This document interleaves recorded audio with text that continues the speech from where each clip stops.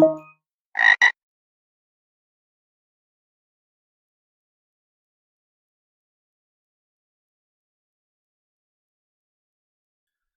right, everybody, this is a guided walkthrough for the ping-cmd challenge from picoCTF 2026 as part of their general skill set of challenges.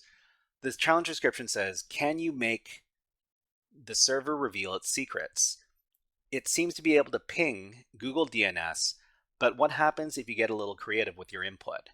Additional details will be available after you're launching your challenge instance, so we just need to click on the launch instance button over here. Okay, so it says here you can connect to the service here, ncmysteriousc.picoctf.net, and then a port number. So before we can access this, what we're going to do is we're going to access the web shell. So to access the web shell in Cylab, click on the Open in Workspace button over here, and then we'll see the terminal open up in the corner over here. But what we want to see is the terminal in full screen. So to see it in full screen, we can right-click on the terminal, and then select this frame, and then select Open Frame in New Tab. So this will open up our web shell in a separate tab, which is what we want. And from here, we can run our Linux commands. So the Linux command that they give us over here is a netcat one.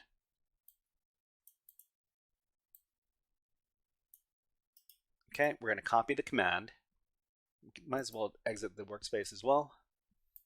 Then go over to the web shell and then paste in the command. Okay, paste in the command. So this is going to make, netcat is going to connect to mysteriousc.picoctf.net on port 57289. So your port number is going to be different each time you do this challenge. The program says enter an IP address to ping. We have tight security because we only allow 8888. So if we run, we're supposed to give an IP address. If we give some other IP address, that's interesting. It still gave us a response. So what we have to take note of here is that the output from this particular application, this looks very similar to the Linux ping command. So if we actually run ping c2 127.0.0.1, oh, there's no ping on this machine. Okay, so I'll demonstrate from my Kali Linux machine. So we'll do ping c2 127.0.0.1. So we see exactly the type of output that we see from the application here. And let's talk about what's going on here. So this is picoCTF 2026 ping-cmd. In this challenge, we're asked to look at a service that's pinging Google DNS. So to people who are new to computer networking, let's just talk about what ping is. So what is the ping command? In computer networking, pinging a device means sending a packet to it to determine if there is network connectivity between the two devices. If you can successfully ping a device on the network, that means the two devices are able to communicate with each other. So when we contact the network service, the output of the command looks like the Unix Linux ping command. So anytime we see some sort of network service or some sort of web app or some sort of binary result in output that looks kind of like an OS command, like ping, it could be vulnerable to something called OS command injection. But what is OS command injection? So operating system or OS command injection is a vulnerability where arbitrary OS commands can be performed on the remote server through a network service interface. So in this case, it's through the service on that arbitrary port. OS command injection is a very serious vulnerability and can often lead to complete compromise of the remote server, and if so, the server can be used as a foothold to attack other machines on the network. So we suspect that the OS command being used by the service is the one illustrated above. So we think that the service is actually running ping-c2, which means send to pings, to whatever we supply as user input. So they're trying to get us to send it to 8.8.8.8.8, but we could put anything in here as our user input. The user input in this case is the red part of the command over here.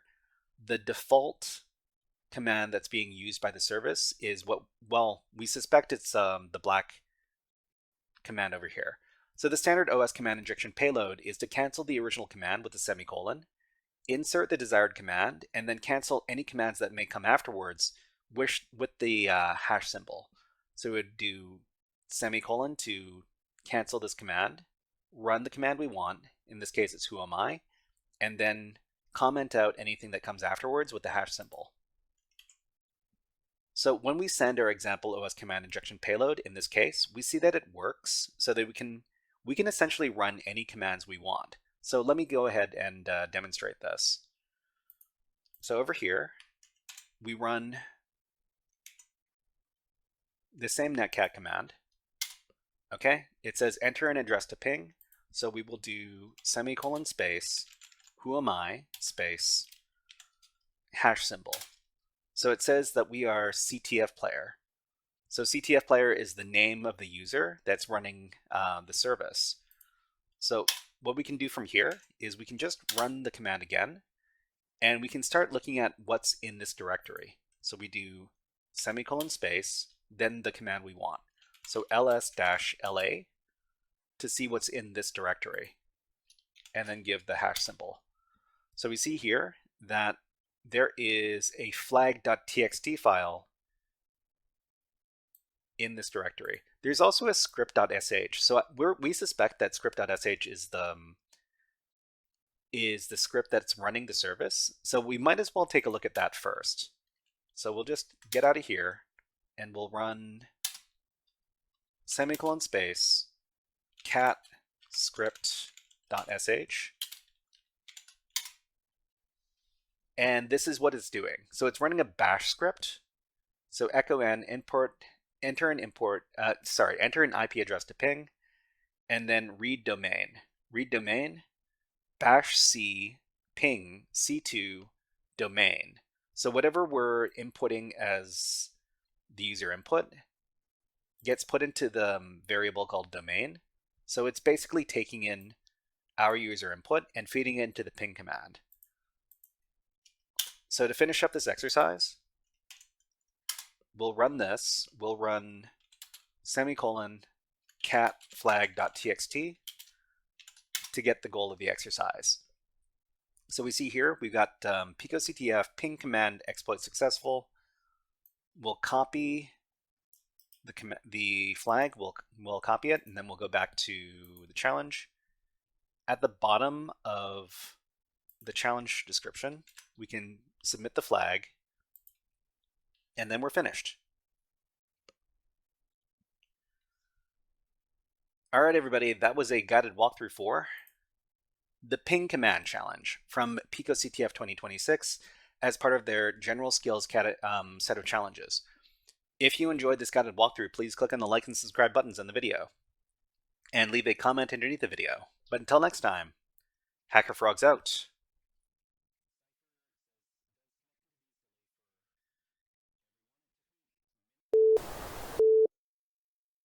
Hey there, HackerFrogs! Are you enjoying this workshop?